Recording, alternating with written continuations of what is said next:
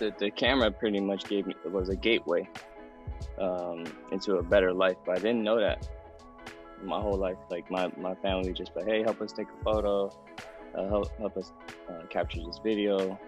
I just always had my hands on a camera. Welcome to The Vietnamese. I'm your host, Kenneth Nguyen. Being part of a culture of nearly 100 million Vietnamese people in the world today comes with a lot of pain, proud history, and privilege. Join me as I highlight and explore the Vietnamese experience from all over the world. Pleasure to be here. Pleasure to be here. What's good to all my Vietnamese folks out there listening in, and everyone else as well. Y'all in for an experience. We're about to take y'all through a little journey. Very cool. Well, tell me about the journey of you getting to Oakland and your family. Oh shit. It's crazy because I've been having to you have to do like the translation between Vietnamese into English, and my Vietnamese is like stupid broken. It's when I speak to my grandma, it's like she don't even mix in English. It's just straight Vietnamese. So like for me, like it's hella hard but I grew up with her. But even before that, like y'all probably know, like my last name is Tu. Some people say Toe. But I actually grew up with Wins. I'm like an honorary like Nguyen for the people who can't really say it in Vietnamese like that. You know, I got my grandpa across my chest, and he's like, you know, one of the founding members of our family from being from Saigon and getting here. My grandpa was in the military. He was in the Navy. He was an engineer. He worked on boats, and he was also a medic, which was pretty dope. I just learned this from my grandma recently. And yeah, they are refugees of war. You know, long story short, the legend of my grandpa is that they pretty much got a boat, and midway, some people were trying to take over, and then the boat was sinking, and oh shit, hold on one second, I need to turn off my notifications. The boat was sinking, and because my grandpa had the skills of having, you know, working on boats and shit, like he was able to, you know, patch a hole and save about like 3 or 4 families. And then from that point of patching the hole, they were rescued by the Hong Kong Coast Guard. And then there's a photo, I don't have it on me right now, with my mom and a couple of my uncles, like front page headline on some newspaper. I'm still trying to dig in the archives for that, trying to figure out like where, you know, which, because they have the photo, like the newspaper printout, but they don't have like the information that the actual story. So I've been personally, like, out of my whole family, like I guess I'm the person who actually gives a fuck about it. But I think it's important though. Yeah, I think it's important, you know, to understand where you came from. Like that was a big thing, you know, from my grandpa when he was teaching me shit, like when I was growing up. And I kind of just, you know, I never, as a kid, didn't really understand it like that. But definitely now, like, you know, even just based off of that one story, the broken, you know, the versions I've heard it was all along my grandfather, like just being like this legendary dude. Yeah. And you know what's surprising to me is, like, of all the things that you're telling me about, you are connecting the most to the picture of this story. You really zoned in on that. Tell me about growing up in Oakland. I mean, was it always something, you know, the arts or pictures, you know, did your family have an influence on you, or what really got you into that world? Yeah, I love, you know, I love capturing memories, telling stories.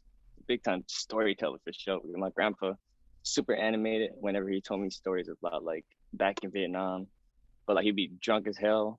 And my grandma would be like, "Don't listen to your grandpa. He's drunk telling you stories." But I'd literally just sit there and listen to him because he just it's very very entertaining. A drunk Vietnamese dude. That's actually been through some shit. It's, Yeah. for me at least. But the camera stuff, I just recently got this like from my grandma's house. This is an old school. It's Nikon One Touch. It's like a disposable, not disposable, but it's a film camera. Mm-hmm. This one right here too. I got it from.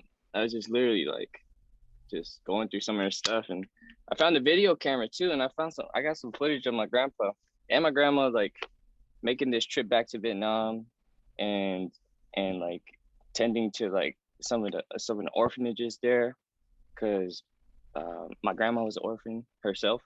Wow. So I remember growing up, like they would always like tell me about like, yeah, like we doing bad, but like the kids and shit out in Vietnam is like, yeah, like real bad. And I was like, I never, like, as a kid, you don't really like, what you mean? Like I ain't got shit over here, I ain't gonna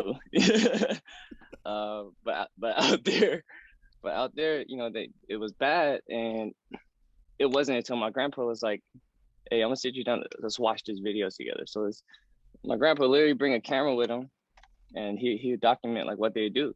So they'd go over to the orphanage, and then you'll see like it's pretty like raw footage, like that there's beds with no mattresses, and there's just kids like laying like straight, like some real gutter type situations. And seeing that as a kid, like you don't really process that like at 6 years old, Hmm.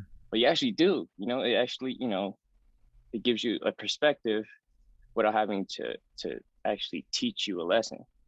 So that was something that my grandpa did for me at a super young age, which I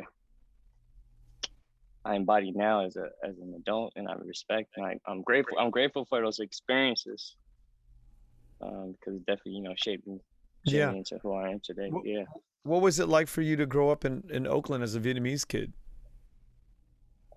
Shit. I didn't know. I didn't even know how to identify. Let me see. Sure. Yeah. So my face actually looks Chinese, right? But I speak Vietnamese, and I can't understand or speak Chinese. And I grew up in an era where, like, I'm a '90s baby, so I got the tail end of the segregation between even Asian races, because like my uncles would tell me stories about like, yeah, back in the days, like Chinese people didn't fuck with Vietnamese people, and Asian, and Asian people, and it was like a race war, Yeah. unfortunately, like real shit, but it was an actual race war. Um, so for me, I had a crisis growing up, because like I'm as of right now, I'm half Chinese, half Vietnamese, but I identify more on my Vietnamese side because I grew up on my Vietnamese side. So growing up in Oakland, it's a pretty decent, I would say, pretty decent Vietnamese community. But I didn't learn that until I was like in high school, because all the schools I went to primarily Mexican and Black. I went to Allendale, and I went to Calvin, and I went to Fremont, and like all those schools are pretty much from 35th out. Like I feel like most Asian people were like in the Dubs and in Funktown, and in that part of Oakland, like closer to Chinatown. So like I was in the cutoff, I was on the border with like all my partners is like Mexican Black, and that's just because like that's that's just where I grew up. Right. I didn't think nothing of it. Well, did you get into trouble growing up? Hell yeah. I mean, I'm not saying it like that because I'm proud, but like yeah, I did a lot of exploring, I guess Why I do could you say. think you got into trouble? Uh, shit. Um,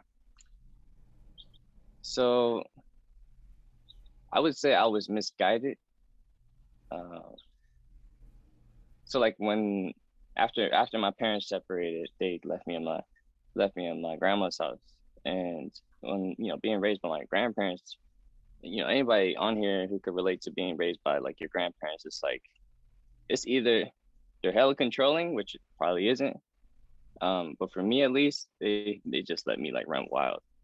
I was just amongst I was living amongst the wolves, and my uncles, all my uncles, you know, bless their hearts and spirits, really good dudes. Like at the end of the day, like there's some good, like really good dudes, and all their partners are really good dudes. It's just, they was just with the gang banging shit, and there was with the hustling shit, and that's just what I was around growing up. Like, So all your uncles, like from your grandparents' kids, the mm, ones that were living in the house with you, were all gangbangers. well, I wouldn't say not all of them were gangbangers. A couple of them were. A couple of them were hustlers. All of them were hustlers, actually. Um, but all of them, very militant. My grandpa's very militant, and like just didn't, you know, they were telling me stories about like what it was like in Vietnam versus what it was like here. It's like they don't they didn't take, my one of my uncles getting bullied at school wasn't my grandpa didn't tolerate that. Like there's a story of my grandpa pulling up to Calvin Simmons with a with the with a fucking butcher knife because someone was threatening Holy shit. yeah someone was threatening one of my uncles, and my uncle's fighting other people because of, there's four brothers all around the sort of same age group. So you imagine them, like when they didn't have, if they didn't have each other, then probably most likely would have been getting bullied, would have been, having getting shit talked to, and it's a that kind of bond I looked up to. They were more like my uncles were more like my older brothers Yeah, it at the end sounds of like the day. Yeah. And my mom's is like the one daughter out of the four brothers. So she was like kind of, I mean, she her life compared to theirs is like she very, she was a girl. So she actually had some kind of stability versus my uncle's in and out of jail, and just getting into a lot of shit. so. Your role models were these uncles that really, they were going through their own crisis, coming from Vietnam at the time, right? Right. These Right. Well, identity. yeah. My bad. I didn't mean to cut you off. No, no, I didn't mean to cut you off. Sorry. Um, yeah, they were. I mean, they came to America actually pretty in their age, their age wise. Like they came pretty young. They went to all the same schools I went to, Allendale, Calvin, Fremont, and then my mom even went to Laney for a year or two, something like that.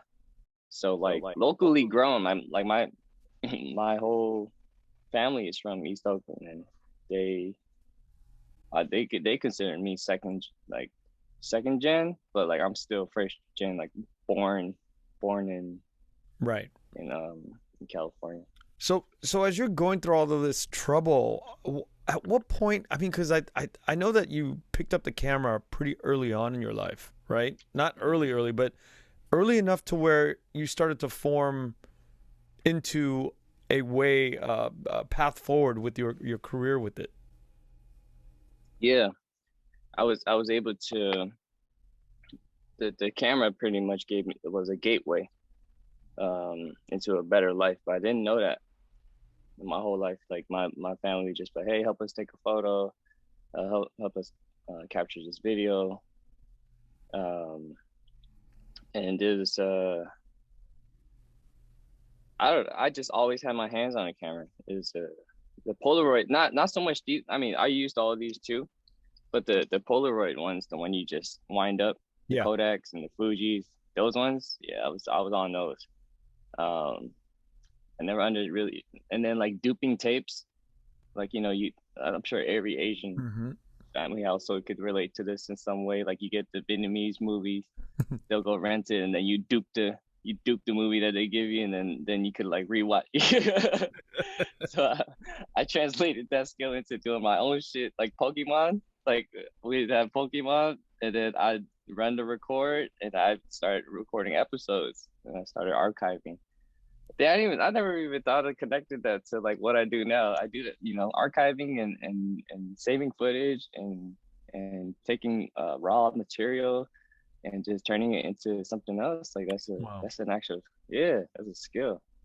So, like, I want to know the transition. Like, you're running around, you know, Yeah, trouble, right? But yeah. is it all along concurrently that you're doing film work and capturing images, or you're running around in Oakland, and then all of a sudden something happens, and then you Mm. become more interested in the film stuff?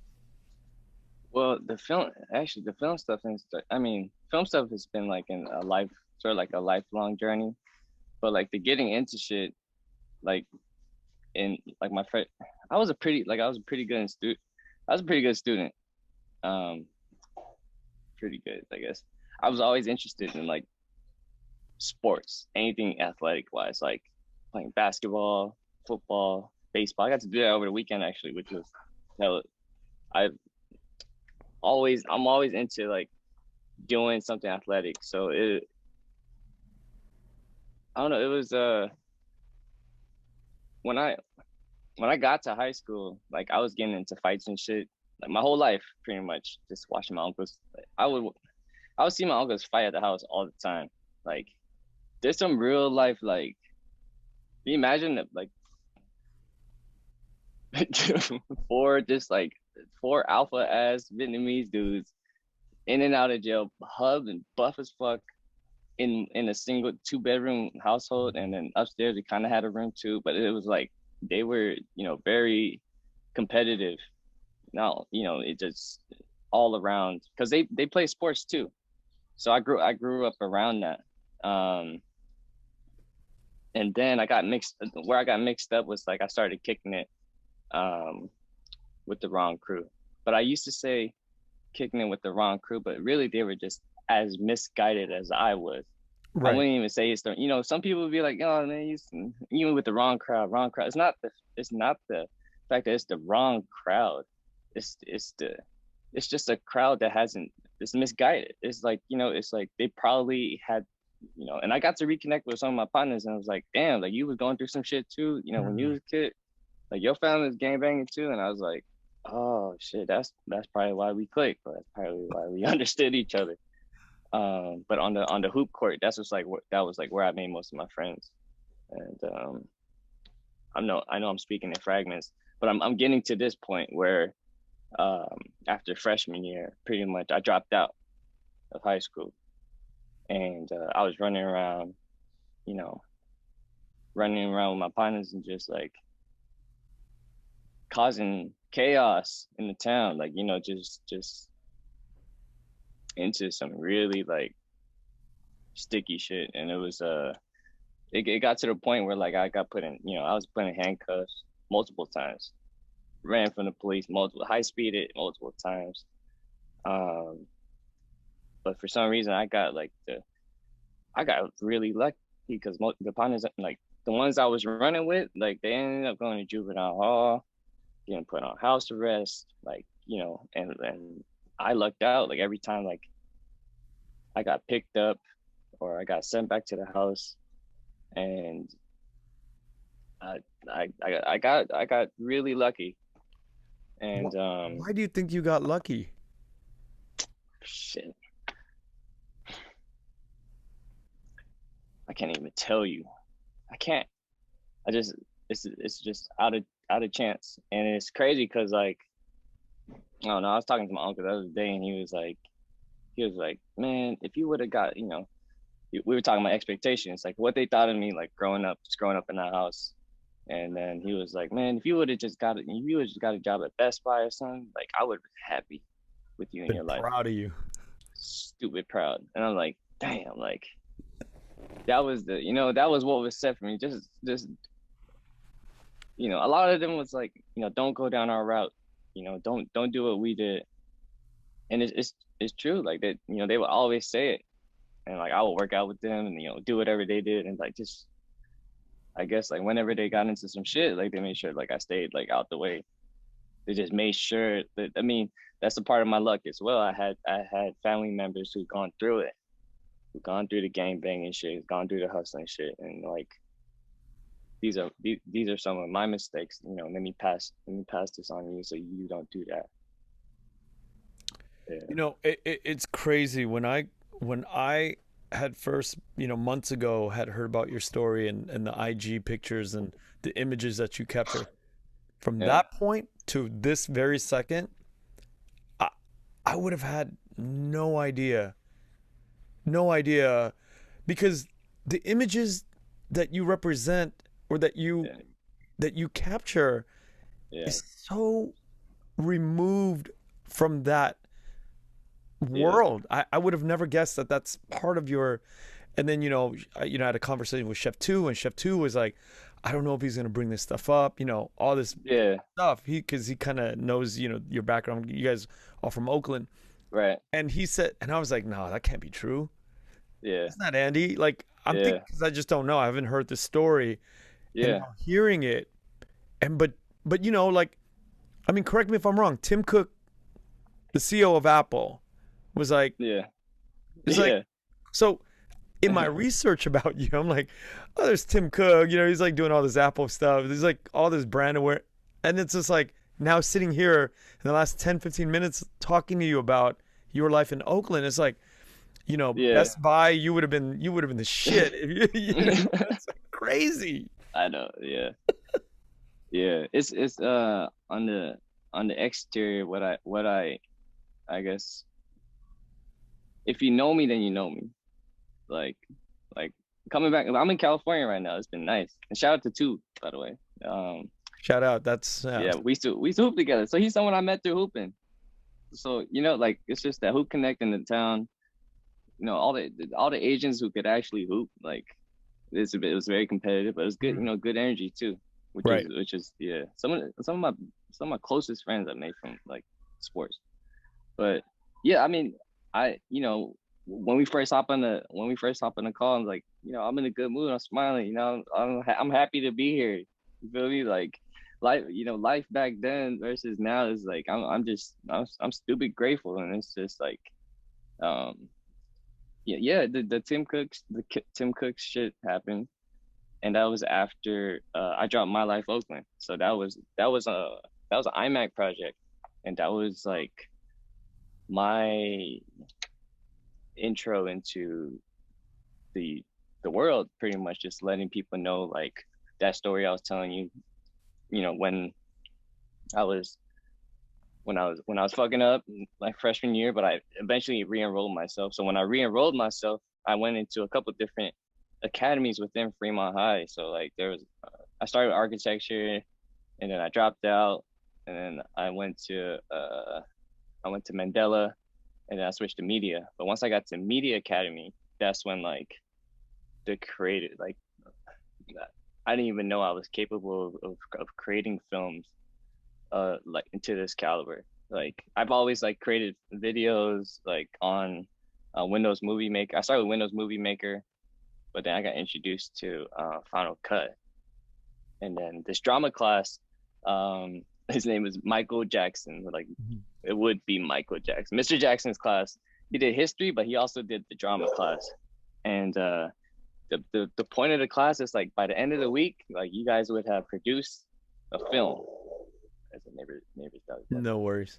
Yeah, you guys would have produced the film, and then like, so we just spend the whole week just like looking around campus, just trying to come up with some type of storytelling, and I guess what it taught me was to like find the beauty in things. So like we were saying, like, you see all these places and things I've been able to see and experience, but like back then when I was like first like getting my feet wet, like, I'm trying to make Fremont High look like it's popping. Like, it looked from the outside. If y'all remember Fremont High in like 2000s, like, it looked like a jailhouse. Like, it doesn't look like the way it looks now. It has a football field now, nice ass basketball court, and like, we didn't have all that. But for me, at least, like, I was just trying to find a way to tell stories in class, in school, and I was like one of the only ones who was like hella into it. I was like, I wanted to, like, that was my favorite class aside from gym. Gym, I always got an A in gym. I just love, like, you get to hoop and or play football and get a grade for it. It's the best. It's the best invention, the best class ever created. um, but back, back onto high school and that film with Apple. I I launched it. I was with the iMac team, and at first I was like, shit, like people are gonna like, it's kind of putting me in like currently like a vulnerable state because like now you kind of, some people, I get if I'm like, keep it 100 with you, like I was at once upon a time, like I was ashamed of like my upbringing, like knowing that like my parents separated, left me at my grandma's house, and like it then I used to go over to my friend's house to use the computer, go over to my friend Danny's house to watch Dragon Ball Z after school because my house only had cable like that, and like those little things like the roof, the roof leaking, there used to be mice used to fucking terrorize my house. Like I used to sleep on the floor, and like I remember at night like mice used to just run around the floor, and it's like shit like that is like it's hard, it's hard to be proud of that until you like educate yourself and understand that like that's a part of you, and you Yeah. start to appreciate it. But then once I started traveling the world, I know I'm kind of getting off track here, but I'll bring it back. Once you start traveling the world and you see third world poverty, like real life, like back in Vietnam, in Southeast Asia, like in all parts of the world got trenches, and you see they trench and you're like, oh shit, like maybe my problems aren't that bad. Yeah, yeah, Absolutely. yeah. But okay, so bringing it back, um, bringing it back to dogs are having a howling contest. Something popping off over there. Anywho, okay, so bringing it back to that film led to a lot of opportunities. I think from that point, I think Tim Cook might have had his eye on my content. Somebody might have shared it with him. But how did you get it to? How did you get to that point? How did you how to get to that? Yeah, how to get okay? So that like you want the IMAX story, Well, I or you guess want the how did you go from like uh from wherever you were and yeah. to making sponsored content or branded content? How did you get picked Oh up? yeah, I sponsor content. I mean, it's just the creative journey has always been tell stories, tell stories, and the best. I model my films and everything I do off of real life, of course, but also off of like films, like movies. A big time like movie watcher, and story is the core of like who we are as like humans. I feel like like just and being able to tell a story is now it's difficult, it's hella hard, but like once you figure out like a way to do it, that helped me evolve as an art, like as a person. Like you and me talking, like back then, like I wouldn't even be able to talk to you, like I wasn't, I was hella shy. Like I grew up, like I was saying, like I grew up around wolves. Like, and I was like I was like I could just say like the puppy growing up with them. And I didn't speak. I was just listening all the time and just absorb.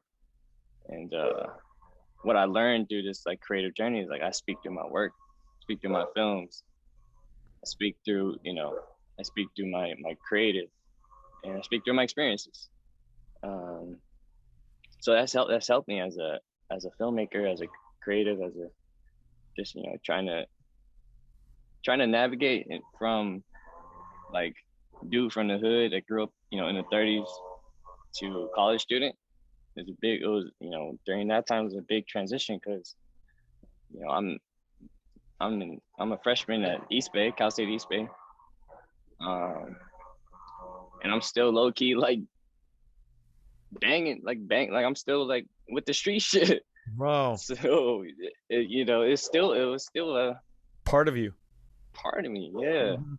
What did yeah. you go to school for? What did you want to study? Originally,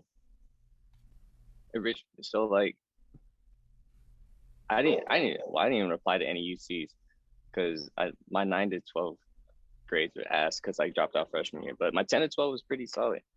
Um, but I originally wanted to become like a parole officer or like just someone who helped with like at risk youth. So you weren't even thinking about like shooting film or anything yet. But no, but I was shooting film, so like I was so my everyday life was creating a video. So like I was just creating videos about different things. So like when I moved into the dorms at East Bay, I was making films like every week almost about just like our daily life, what we was doing, getting written up by our RA, just making stupid music videos in the hallways. Like I just always incorporated film and like doing something like editing a film, um, and sharing it with my friends and family like back at home. Right.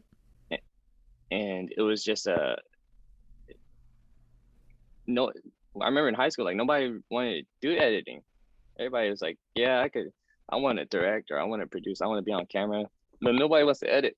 And I was like, "Shit, editing is like one of the best, like the most funnest parts because you get to bring everything together. You got creative control. You can move this here, move this there, add a sound effect here. Build a set scene here, and build a really hit on this point right here in the climax. Like I was, I was super into it. But I took some of the classes and we were learning about laws, and it wasn't the on hands-on experience. Like it wasn't like CSI. Like I wanted to be like I wanted to be that photographer taking photos of like the forensics, dead bodies and shit. That's what I thought I was getting into, and I even applied to the I was even gonna join the Air Force, because I wanted to, then I was trying to follow like my grandpa's roots. Like he's super militant. Like maybe he did the sea, I do the skies, and then it's the balance. But that didn't work out either. So then I changed majors to multimedia art program, and that's when like my yeah that's when I started. It's like the program it wasn't specific. Multimedia is like such a broad General, yeah. Yeah, very. And so we're learning like the whole Adobe Creative Suite. We had a video production class, a photography class, all these different creative elements. And I was like, oh shit, y'all gonna give me a grade for creating a video? I was like, oh, this is even better than gym class. Like, no fucking way. Like I love doing creative shit, like especially like when it involves like being on a team, working collaboratively.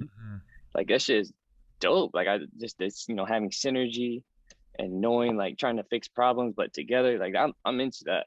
Working as a team, because like I grew up team player. Playing hooping. Yep. Football, baseball, and being on the baseball team too. That's another thing that changed my life. I joined the baseball team in high school. So I've been playing baseball my whole life. But it wasn't until I re-enrolled myself back into school, joined the baseball team, started kicking it with all the baseball dudes, and they was like, "We got to go to class because we got to make grades so we could travel and play." Yeah, and play, and that changed your priorities.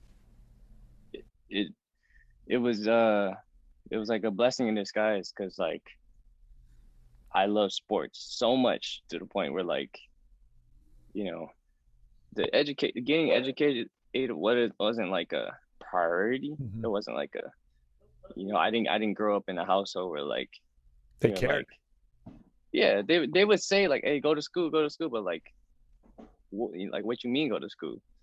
Like go to school and do what? So like I had to find that out for myself. They're like, oh yeah, I really like gym class because we get to work out and do sports and shit. Then it's like, oh, but then this creative class is like another level. Yeah, that's where it was at. We have a very short time with each other, and I want to get to a few more things. So I'm going to transition over to actual music, because beyond your visual style and that visual element that you have, there's a lot of the music there's a like I think there's a voice in the music that you select. There's its own voice. I'm not talking about the singer's voice. I'm talking Yeah. about from you as the director, from you as what you see out. There's a sort of voice in the music. Like, can you walk me through a little bit about that that identity, the musical identity of where it comes from? Right. Definitely came from growing up in a Vietnamese household where like music is blasting all the time. It's like really loud Vietnamese music. They'll come, y'all Vietnamese people know like when they come over and y'all they get drunk and they slapping Vietnamese music. It's like you're in Vietnam when you're at a Vietnamese party, any party you go. It's a, but growing up in that, it was just that that was the scene. And I always like whenever I create a film, I try to recreate the feeling, the emotion, the surrounding, the ambiance that I had around me. Like whether it be Vietnamese music, whether it be the hustle and bustle of the city, just hearing this, just hearing the sounds and like you close your eyes, you listen to the things happening around you, like to really absorb it and to really recreate it. Like you have to consider every single like element. You have to consider the plane flying over.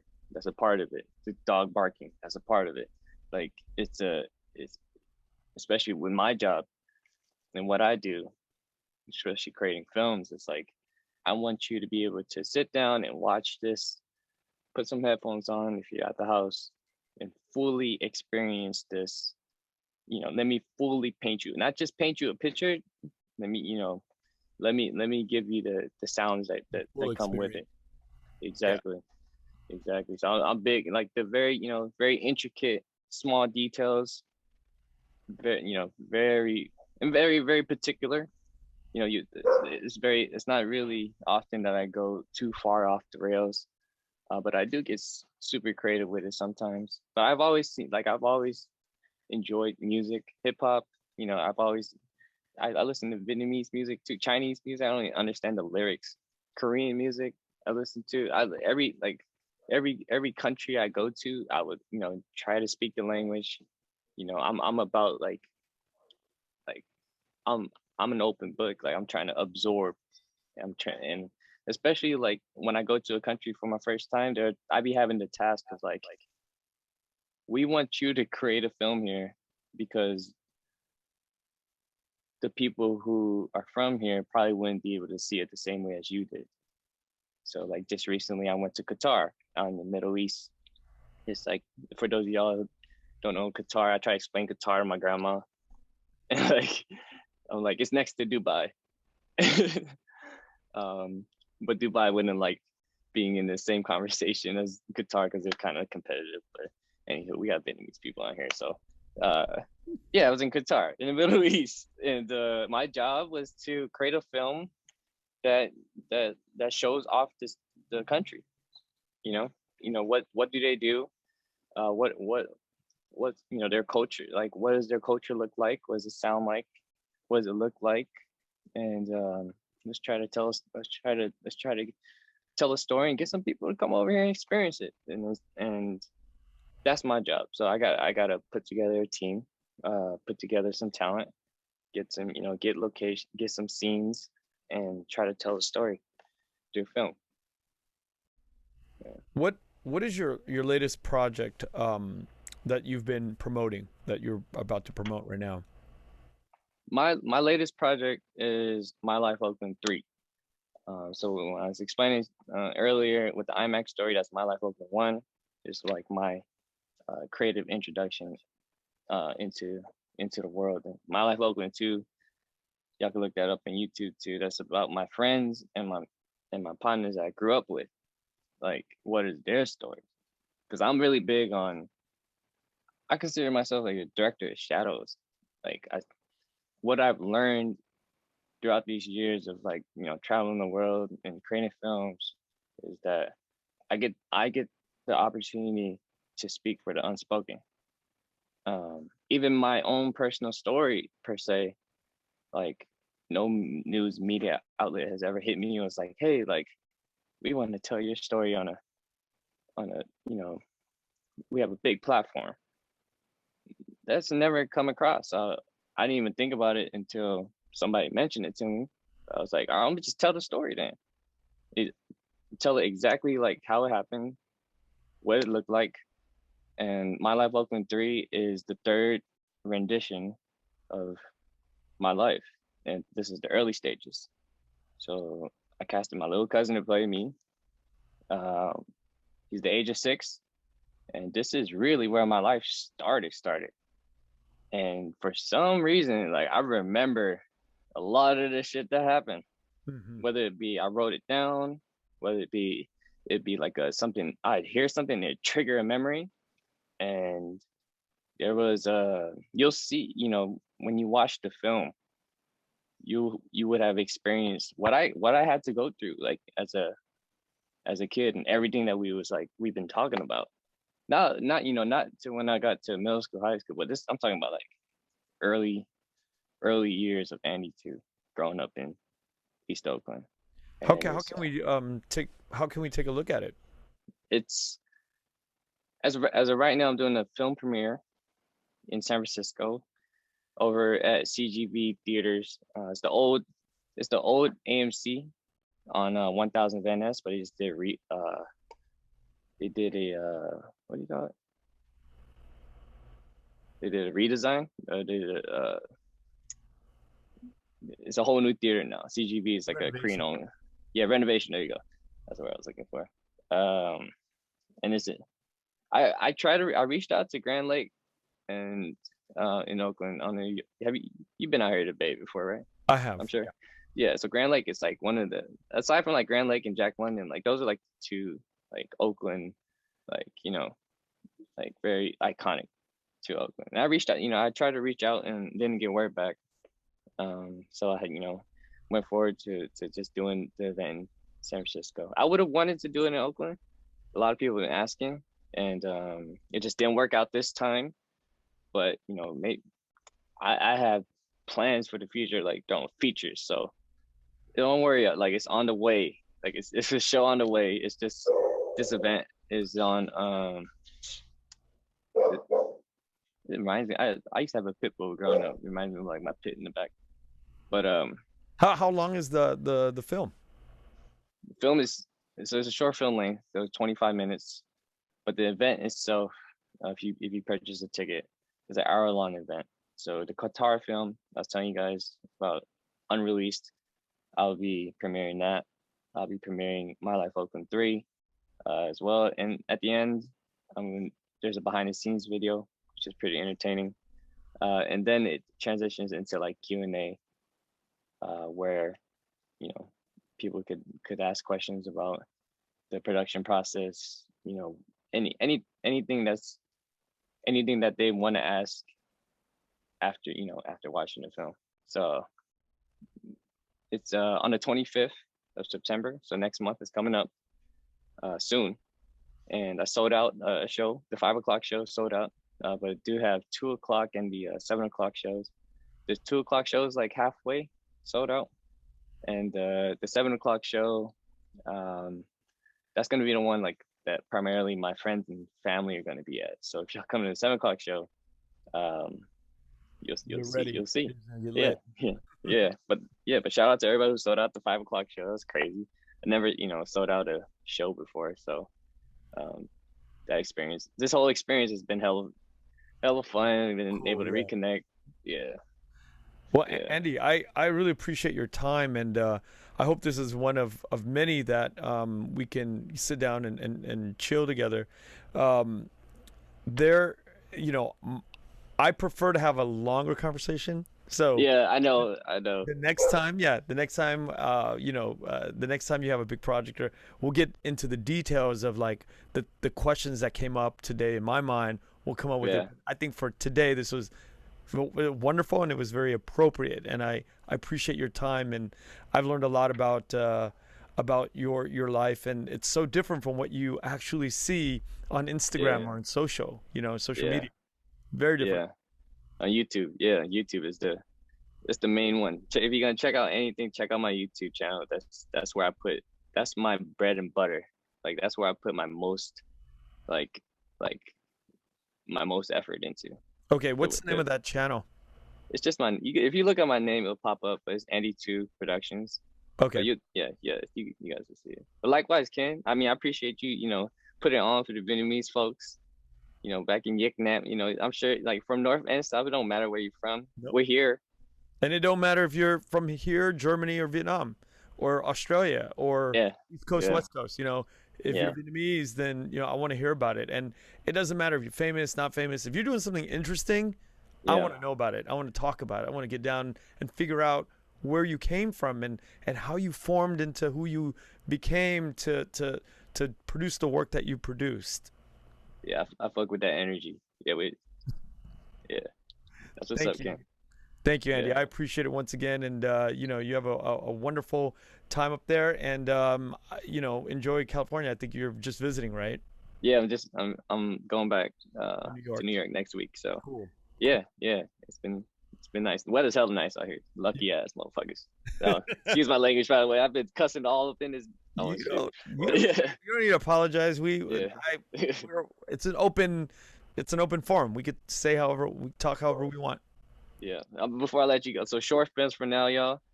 But the feature's on the way. So. Well, we look forward to that. Yeah. What do you mean the feature? The feature of film. Yeah, feature film. Yeah. So you're in development. Can we talk about it a little bit, or what's it's on the way. It's on the way. That's all I can say for that. Very cool. Yeah. Well, we look forward to it, and then hopefully we can get back on another session once you get that finalized. Dessert. All right, Andy. Cool, man. Take care of yourself. All right. Talk to you later. Thank you for listening to The Vietnamese with Kenneth Nguyen. The Vietnamese is produced by Brittany Tran and Javier Proenza. Special thanks to Jane Nguyen, Catherine Nguyen, Tina Pham, Sydney Jamie, and Christo Trin. Please find us on Instagram, Facebook, and TikTok at The Vietnamese Podcast. You can also find us on YouTube, where you can subscribe, like, and comment. Please rate and give us a review wherever you find our podcasts. Thanks again for listening.